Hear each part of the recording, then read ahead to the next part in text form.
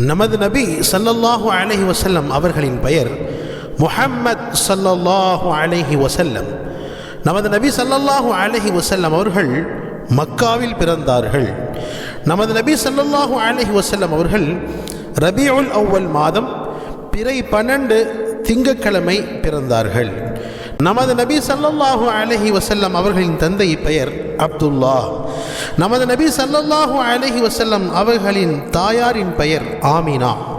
நமது நபி ஸல்லல்லாஹு அலைஹி வஸல்லம் அவர்களின் பாட்டனார் பெயர் அப்துல் முத்தலிப். நமது நபி ஸல்லல்லாஹு அலைஹி வஸல்லம் அவர்களை வளர்த்த பெரிய தந்தையின் பெயர் அபு தாலிப்.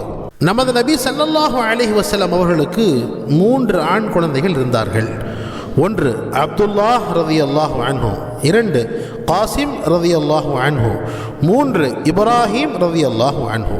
நமது நபி ஸல்லல்லாஹு அலைஹி வஸல்லம் அவர்களுக்கு பெண் குழந்தைகள் 4 பேர் இருந்தார்கள்.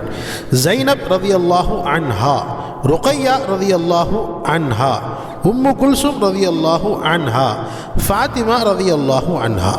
நமது நபி ஸல்லல்லாஹு அலைஹி வஸல்லம் அவர்கள் இவ்வுலகத்தில் 63 ஆண்டுகள் வாழ்ந்தார்கள். நமது நபி ஸல்லல்லாஹு அலைஹி வஸல்லம் அவர்களுக்கு 40ஆம் வயதில் நபி பட்டம் அருளப்பட்டது. நமது நபி ஸல்லல்லாஹு அலைஹி வஸல்லம் அவர்களுக்கு அரேபியர்கள் வைத்த 2 அழகான பெயர்கள் அல் அமீன் நம்பிக்கையாளர், அஸ்ஸாதிக் உண்மையாளர். நமது நபி ஸல்லல்லாஹு அலைஹி வஸல்லம் அவர்கள் மக்காவில் மொத்தம் 53 ஆண்டுகள் வாழ்ந்தார்கள். நமது நபி ஸல்லல்லாஹு அலைஹி வஸல்லம் அவர்கள் மதீனாவில் 10 ஆண்டுகள் வாழ்ந்தார்கள். இறுதி நபி நமது நபி முஹம்மது ஸல்லல்லாஹு அலைஹி வஸல்லம் அவர்கள்தான்.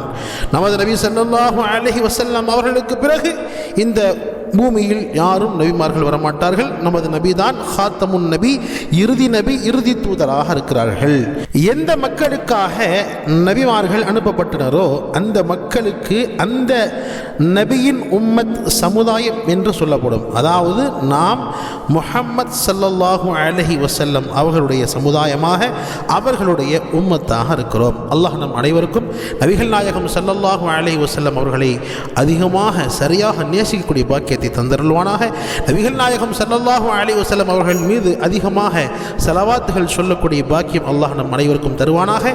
நபிகள் நாயகம் ஸல்லல்லாஹு அலைஹி வஸல்லம் அவர்களுடைய ஷஃபாஅத்தை நாளை மறுமையில் அல்லாஹ் நமக்கு நசீபாக்குவானாக.